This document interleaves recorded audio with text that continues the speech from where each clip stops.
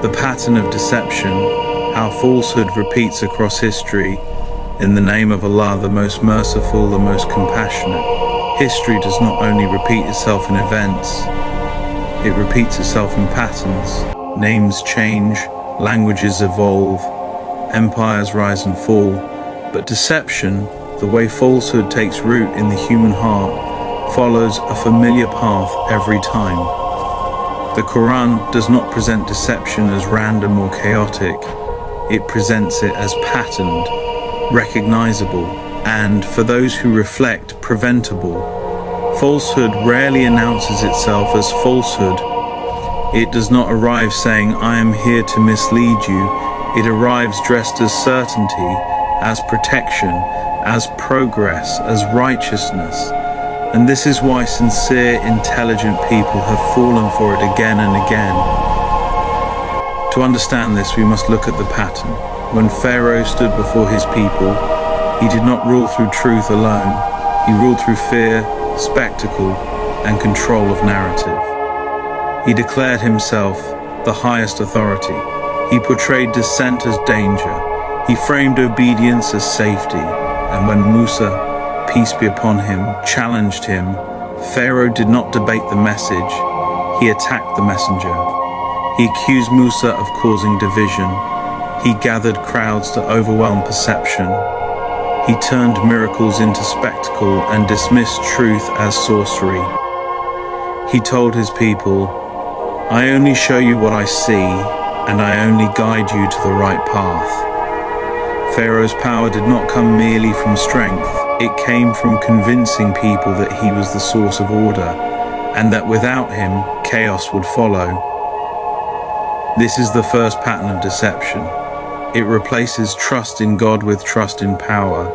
It replaces reflection with fear, and many follow, not because they are ignorant, but because clarity has been clouded by anxiety.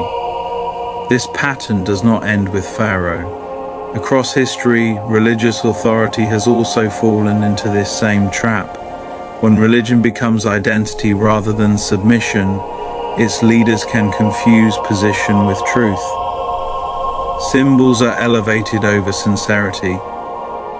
Status is protected in the name of faith. Obedience is demanded where accountability should exist. Prophets threaten this structure not by attacking belief, but by restoring humility. Isa ibn Maryam confronted this pattern directly. He spoke without permission. He healed without hierarchy. He reminded people that God was near, not owned, not mediated, not controlled. And the response was not reflection, it was resistance. When truth threatens power, deception responds with narrative. The Qur'an tells us this is not unique. It is how falsehood behaves when exposed. Later, the Prophet Muhammad, peace and blessings be upon him, warned of the greatest deception yet, not as a sudden event, but as the culmination of this same pattern. The Dajjal does not invent falsehood, he perfects it. He offers certainty without submission, power without humility, solutions without truth.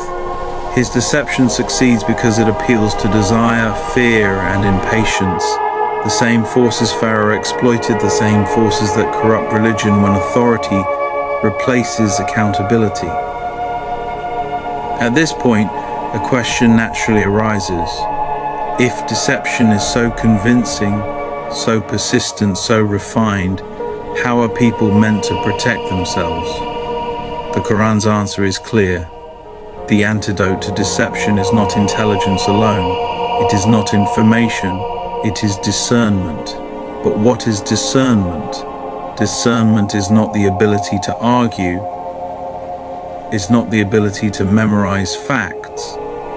And it is not the confidence that one is always right. Discernment is the ability to see what lies beneath what is presented.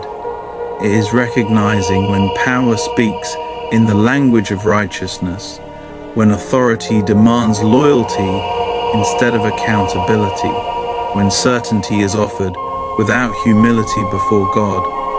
A discerning heart asks not only is this convincing, but does this lead me closer to God or closer to control?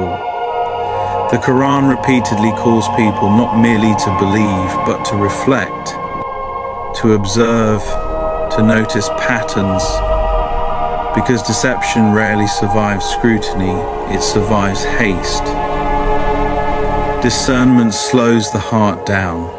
It listens before following.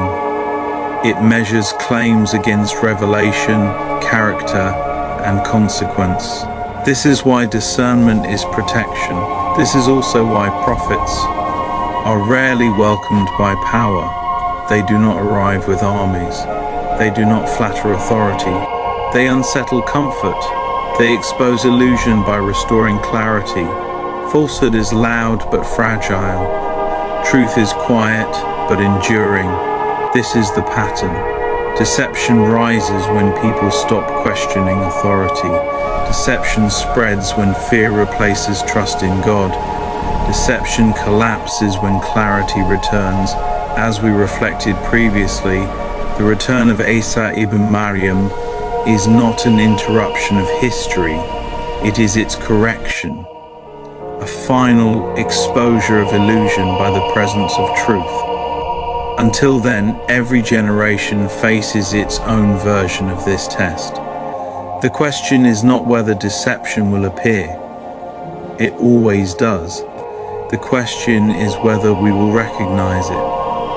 The Quran reminds us that Allah is the light of the heavens and the earth, and light does not argue with darkness. It simply reveals. May we be among those who see clearly. May we be among those who listen before following.